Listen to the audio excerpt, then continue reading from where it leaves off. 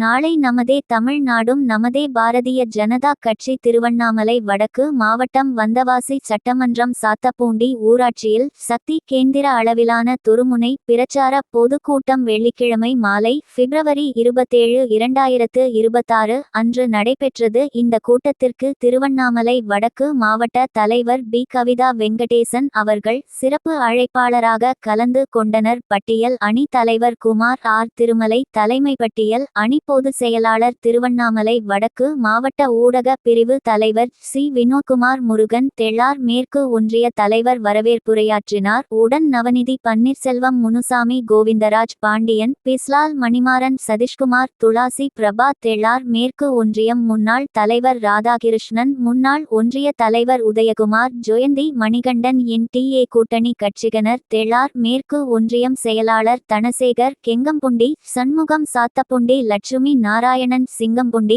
பாஞ்சாமி ராமு ஏர்வாடி மகாதேவன் சாத்தப்புண்டி நந்தகுமார் கடம்பை பகவதி ராஜ்கோரக்கோட்டை வெங்கிடேசன் தேசூர் பன்னீர் அருந்தோடு செல்வம் கொரசலவாடி பாண்டுரங்கன் சாத்தப்புண்டி ராமலிங்கம் மகாலிங்கம் ஆகியோர் கலந்து கொண்டனர். திமுக அரசு கண்டித்து திருவண்ணாமலை வடக்கு மாவட்ட தலைவர் பி. கவிதா வெங்கடேசன் அவர்கள் பேசியபோது பெண்களுக்கான அநீதிகள் மற்றும் நீட் தேர்வு ரத்து செய்வோம் என்ற வாக்குறுதி நிறைவேற்றவில்லை. போதைப்பொருட்கள் அதிகமாகி மாணவர்களும் இளைஞர்களும் போதைக்கு அடிமையாக வரும் கேவல நிலையை மற்றும் ஊழல் இதுபோன்ற தவறுகளை செய்து வரும் திமுக அரசை வரும் 2026ஆம் ஆண்டுக்கான தேர்தலில் முதலமைச்சரை பதவியில் இருந்து தூக்கி எறிய வேண்டும். பாரதிய ஜனதா கூட்டணியிலான தலைமையில் எடப்பாடி பழனிசாமி அவர்களை முதலமைச்சராக வேண்டும் என்று மக்களிடம் விளக்கி கூறினார். நிகழ்ச்சியின் முடிவில் நன்றி உரை பட்டியல் அணி மாவட்ட பொதுச் செயலாளர் ஆர். திருமலை அவர்கள் கூறினார்.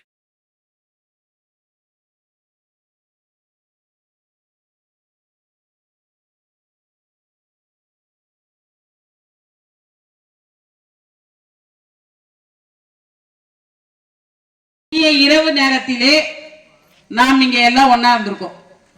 ஏன் நாம எல்லாம் இங்க ஒன்னா இருக்கோம் தெரியுமா?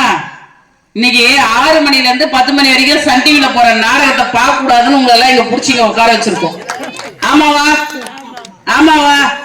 நம்மள என்ன பண்றாங்க தெரியுங்களா? இந்த ரோபோ மிஷின் இருக்கு பாருங்க, அந்த மாதிரி இந்த திருட்டு திராவிட திமுக அரசு 6 மணி ஆனா ஆட்டோ ஓடாதுன்னு வடிவேலு ஒரு காமெடியில சொல்லுவார். அது போல பெண்களாகிய நம்மள 6 மணிக்கு மேல என்ன செய்யக்கூடாது, எந்த வேலையும் செய்யக்கூடாது. என் முன்னால வந்து உட்காந்துக்கும். அங்க ஓடுற டிவி எல்லாம் என்னன்னு பாத்தீங்கன்னா சன் டிவி, கே டிவி, கலைஞர் டிவி, ஆதித்யா டிவி, இதெல்லாம் யாருக்குன்னு தெரியுமா உங்களுக்கு? இந்த டிவி எல்லாம் யார் நடத்துறாங்கன்ற விஷயம் தெரியுமா உங்களுக்கு? இந்த விஷயம் இந்த டிவி சேனல் எல்லாம் நடத்தக்கூடியவங்க யாரு? இந்த திருட்டு திராவிட திமுக அரசனுடைய குடும்பம். அந்த குடும்பம் என்ன பண்ணுது பாத்தீங்களா? நம்மள எல்லாம் கட்டி போட்டுருது. 6ல இருந்து 10 மணி வரைக்கும் நம்மள கட்டி போட்டு உள்ள உட்கார வச்சிருது. வெளில என்ன நடக்குது? பக்கத்து வீட்டுல சண்டை நடக்குதா, இல்ல பக்கத்து வீட்டுல மீன் குழம்பு வச்சுக்கிறாங்களா, அந்த வாசனையும் தெரியல, சண்டை நடக்கிற விஷயமும் தெரியல, எதுவுமே தெரியாத மாதிரி நம்ம என்ன பண்றாங்க, கட்டி வச்சிடறாங்க. இன்னொரு விஷயத்தையும் நம்ம யோசிக்கணும். நம்ம பிள்ளைங்க எல்லாம் இங்க இருக்கக்கூடிய அரசு பள்ளியில படிக்க வைக்கிறோம். கொஞ்சம் வசதி வாய்ப்பு இருக்கக்கூடிய நபரா இருந்தோம்னா நம்ம என்ன செய்வோம், ஆங்கில பள்ளிக்கு படிக்க அனுப்புவோம். அந்த பள்ளிக்கூடத்தை கட்டி வச்சிருக்கிறதெல்லாம் யாருன்னு பாத்தீங்கன்னா இந்த திராவிட அரசுல இருக்கக்கூடிய அரசியல்வாதிகள் மட்டும்தான் என்ன செய்வாங்க, பள்ளிக்கூடத்தை கட்டி வச்சிருப்பாங்க. அப்போ நாம சம்பாதிக்கக்கூடிய பணம் ஒண்ணு டிவி பார்த்து என்டர்டைன்மெண்ட் பண்ணணும்னாலும் யார்கிட்ட போனோம், சண்டே ரேட்டுக்கு பணத்தை கட்டி அவங்க கிட்ட தான் போயிட்டோம். நாம பெற்று வச்சிருக்க பிள்ளைங்க எல்லாம் கொஞ்சம் ஆங்கிலம் படிச்சு கொஞ்சம் நாகரிகமா வரணுமே அப்படின்றதுக்காக பார்த்தாலும் என்ன செய்யணும், அவங்க கட்டி இருக்கக்கூடிய பள்ளிக்கூடத்துக்கும் கல்லூரியில நம்ம எதுவுமே சேர்க்கக்கூடிய ஒரு சூழ்நிலை இருக்கு. இப்ப இந்த மாதிரி நம்மளுடைய வருமானத்தை பங்கு போட்டு எடுத்துட்டு போற இந்த திருட்டு திராவிட திமுக அரசு நமக்கு வேணுமா வேணாமா, இதை நாம யோசிச்சு பார்க்கணும். வேணுமா நமக்கு? இந்த 5 ஆண்டு காலமா அவங்க என்ன பண்ணாங்க நமக்கு? இந்த 5 வருஷமா என்ன நமக்கு செஞ்சாங்க? எல்லாம் ஒரே ஒரு நல்லது சொல்லுங்க பாக்கலாம். ஓசி பஸ் கொடுத்தாங்க இல்லையா? அந்த ஓசி பஸ் கூட ஒரு அமைச்சர் பேரை வச்சாரு, லிப்ஸ்டிக் பஸ். ரோஸ் கலர்ல இருக்கு இல்லையா அந்த பஸ், ரோஸ் கலர்ல தானே இருக்குது அந்த பஸ். அதுக்கு என்ன சொல்லிட்டாரு பேரு, லிப்ஸ்டிக் பஸ். பஸ்ஸுக்கு தான் லிப்ஸ்டிக்னு பேர் வச்சாருன்னு பார்த்தா நம்ம இந்த தகுதியான பெண்களுக்கு 1000 ரூபாய் கொடுக்குறேன்னு சொல்லிட்டு கொடுத்தாங்க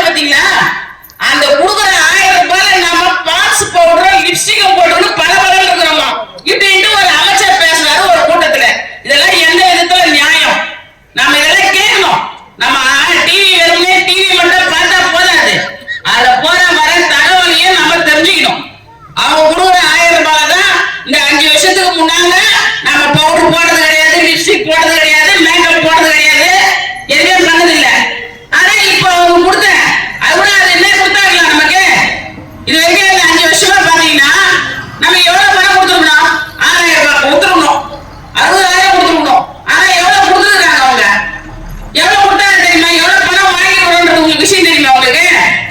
அவங்க ஆட்சிக்கு வந்து ஒரு வருஷம் போனதுக்கு அப்புறமேட்டு தான் அந்த தகுதியான பெண்களுக்கு 1000 ரூபாய் கொடுக்குறதே கொடுத்தாங்க. அது கூட ஒரு 4-5 மாசமோ ஒரு வருஷமோ தான் கொடுத்துருப்பாங்க. நடுவுல 3 வருஷத்துக்கு என்ன பண்ணாங்க? அந்த பணத்தை கொடுக்கல. ஆனா இடையில இப்ப போன வாரத்துல என்ன பண்ணாங்க? ஒரு 5000 ரூபாய் நமக்கு கொடுத்தாங்க. எது கொடுத்தாங்க? நம்ம கேட்டோம் அவங்க கிட்ட, என் வீட்டுல அடுப்பு எரியல, சிலிண்டர் வாங்க துட்டு இல்ல, எனக்கு அரிசி வாங்க என்கிட்ட பணம் இல்ல, எனக்கு பணம் கொடு அப்படின்னு சொல்லிட்டு நம்ம என்ன போய் கேட்டோமா? எதுக்கு இந்த 5000 நம்ம கொடுக்கணும்?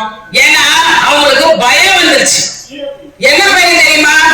நடாது இந்த பக்கம் திரும்பி பார்த்தா ஏடிஎம்கேல ஒரு கூட்டத்தை போடுறாங்க, திருமணியில கூட்டத்தை போட்டு அவங்க பேசுறாங்க. பாட்டாளி மக்கள் கட்சியில சௌமியா வந்து அவங்க ஒரு பக்கம் ஒரு கூட்டத்தை போடுறாங்க, எடப்பாடியார் ஒரு பக்கம் பயணம் பண்ணிட்டு இருக்காங்க.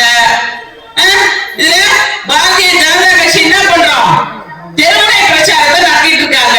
இந்த மாதிரி சுத்தி சுத்தி நம்மள கவுண்ட் கடிக்கா கட்டுறாங்களே. வரக்கூடிய அந்த 2026 தேர்தல்ல நம்ம ஆட்சியை பிடிப்போமோ பிடிக்க மாட்டோமோ தெரியல. நம்ம முதல்ல என்ன செய்வோம்? லஞ்சம் கொடுத்து வைப்போம். பொதுமக்கள் ஆகிய நமக்கு என்ன செய்யலாம்? லஞ்சத்தை கொடுத்து வைக்கலாம்னு சொல்லிட்டு அந்த 5000 போட்டாங்க. இதோட இந்த அரசியல் களம் பக்கம் அவங்க திரும்பவே கூடாது. அந்த மாதிரியான ஒரு சூழ்நிலைய பொதுமக்கள் ஆகிய நாம வரக்கூடிய இந்த 2026 தேர்தல்ல கொண்டு வரணும். அப்ப நாம என்ன செய்யணும்? இங்க இருக்கக்கூடிய பொதுமக்கள் நாம யோசிக்கணும். இந்த 5 ஆண்டு காலமா அவங்க கொடுத்தது நமக்கு என்ன வாக்குறுதி, என்ன செஞ்சிருக்காங்க? 505 வாக்குறுதி கொடுத்திருக்காங்க. 505 வாக்குறுதியில எதனா நிறைவேற்றி இருக்கிறாங்களா? கிடையவே கிடையாது. ஆனா என்ன சொல்லுவார் அவரு ஸ்டாலின்? என்ன சொல்லுவார் தெரியுங்களா? நல்லாட்சி நாயகன் நான், எல்லாமே நான் இங்க கொடுத்துட்டேன் உங்களுக்கு அப்படின்னு சொல்லுவார். ஆனா நம்ம இந்த டிவி பார்க்கறதுக்கு கட்டி போட்டு வைக்கிறாங்க பாத்தீங்களா, 6ல இருந்து 10 வரைக்கும். நாம அந்த நேரத்துல டிவில நாடகத்தை மட்டும் பார்க்காம இடையில நியூஸ் எல்லாம் வரும். அது கூட அவங்க சேனல்ல போய் நியூஸ் பார்க்க கூடாது, ஏன்னா அவங்களே பாராட்டி பேசிப்பாங்க. அதனால அதை பார்க்காம உண்மையை சொல்லக்கூடிய செய்தி எது கொடுக்குதோ அந்த செய்தி சேனல்ல பார்த்து விஷயங்களை நாம தெரிஞ்சுக்கணும். ஏன்னா இப்ப இருக்கக்கூடிய காலகட்டம் யாருக்குமே எதுவுமே தெரியலன்னு சொல்ல முடியாது. இன்னைக்கு 1ஆம் கிளாஸ் பையன் படிக்கிற பையனுக்கு கூட கஞ்சானா என்ன, அபின்னா என்ன, புளிப்னா என்ன, சாதாரண குச்சி மிட்டாய் சாக்லேட்னா என்னன்ற விஷயம் எல்லாமே தெரியும் இல்லையா? அப்போ பள்ளிக்கூடத்துக்கு பக்கத்துல கஞ்சாவை விற்கிறதும், தெருவுக்கு டாஸ்மாக் கடையை திறக்கத்தும், அந்த டாஸ்மாக் கடைக்கு சப்ளை பண்ற சாராயத்தை காய்ச்சறதுக்காக ஒரு 11 ஃபேக்டரியை அவங்களே திறந்து வச்சிருக்காங்க. அவங்க கட்சியாளர்கிட்டயே பணத்தை கொடுத்து நீ ஃபேக்டரி திறந்துக்க அப்படின்ட்டாங்க. அதுக்கு அந்த பாட்டில் தயாரிக்கிற கம்பெனியும் அவங்களே, அந்த பாட்டிலுக்கு 10 ரூபாய் வாங்குற அமைச்சரும் அவங்களே. அப்ப இதையெல்லாம் நாம பொதுமக்கள் யோசிக்கணும். பொங்கலுக்கு 3000 ரூபாய் கொடுத்தாங்க. போன வருஷம் பொங்கலுக்கு கொடுத்தாங்களா? போன வருஷம் பொங்கலுக்கு வாங்கினீங்க இல்ல? வாங்கல. அப்போ இப்ப என்ன அவசரம்? இந்த பொங்கலுக்கு என்ன உனக்கு அவசரம்? போன வருஷம் பொங்கலை எப்படி பொதுமக்கள் நாங்க கொண்டாடணுமோ அதே மாதிரி 4 வருஷமா கொண்டாடின மாதிரி 5வது வருஷமா கொண்டாடிட்டு போறோம். இப்ப எதுக்கு 3000 ரூபாய் கொடுத்த? அந்த 3000 ரூபாய் என்ன முழுசா வாங்கி நம்ம அரிசி பருப்பா வாங்கியிருப்போம்?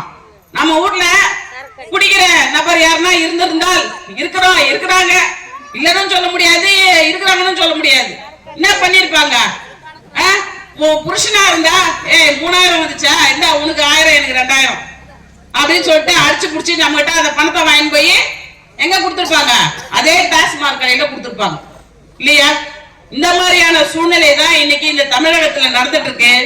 அதே மாதிரி பாத்தீங்கன்னா கல்லூரியில படிக்கக்கூடிய ஆண் பெண் இவங்க எல்லாமே வந்து குடிக்க ஆரம்பிக்கிறாங்க. இன்னொரு விஷயம் நாம நல்லா யோசிச்சு பார்க்கணும். பெண்கள் வந்து குடிக்கிறாங்கன்னு பெண்களுக்கு தனியா ஒரு டாஸ்மாக் கடையை திறந்து வைக்கிறாங்க. இதெல்லாம் எந்த விதத்துல நியாயம் இல்லையா? பெண்ணு குடிக்கிறானா அதுக்கு டாஸ்மாக் கடையை ஒண்ணு தனியா திறப்பியா? நீ ஒரு நல்ல ஆட்சி செய்யற அரசாதானா நீ இல்லையா?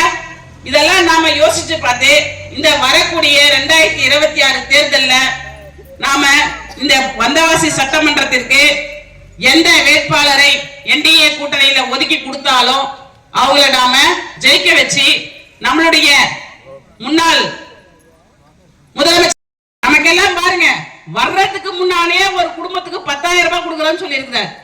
அவர் ஆட்சியில உட்கார்றதுக்கு முன்னாலே என்ன சொல்லிட்டாரு? 10,000 ரூபாய் கொடுக்குற ஒரு ரேஷன் கார்டுக்குன்னு சொல்லிக்கிறார். அதே மாதிரி முதியவர்களுக்கு 2,000 ரூபாய் கொடுக்குறேன்னு இருக்கார். ஒரு வீட்டுக்கு 3 கேஸ் சிலிண்டரு ஆண்டுக்கு கொடுக்குறேன்னு சொல்லி இருக்கிறார். இதெல்லாம் எவ்வளவு ஒரு பெரிய விஷயம். அம்மா வீடு திட்டத்தை கொடுக்குறேன்னு இருக்கார். அதே மாதிரி இந்த ஸ்கூட்டர் 2 வீலர் இருக்கு இல்லையா, பைக்கு, இது ஏற்கனவே 25,000 மானியத்தில் கொடுத்தாங்க. நான் கூட அப்ளை பண்ணேன். ஆனா அப்ப எனக்கு ஏஜ் ஒரு வயசு அதிகமாயிடுச்சு. அதனால அதை வாங்க முடியல என்னால. நீங்க வாங்கியிருக்கீங்களா? பாருங்க, எங்க அண்ணன் வாங்கியிருக்கிறார். அது மாதிரி நமக்கு எல்லா நல்ல திட்டங்களையும் கொடுக்கக்கூடிய நல்லாட்சி நாயகனாக நம்முடைய எடப்பாடியார் ஐயா அவர்களை முதலமைச்சராக்கி நாம் எல்லாம் அழகு பார்த்து பலன் பெற வேண்டும் என உங்கள் எல்லாரையும் வேண்டி விரும்பி கேட்டுக்கொண்டு இடம் சார்கிறேன். நன்றி, வணக்கம். திருவண்ணாமலை வடக்கு மாவட்ட தலைவர் பி. கவிதா வெங்கடேசன் அவர்கள் திருக்கரங்களால் நிகழ்ச்சியின் முடிவில் அனைத்து பொதுமக்களுக்கும் அன்னதானம் வழங்கினார்.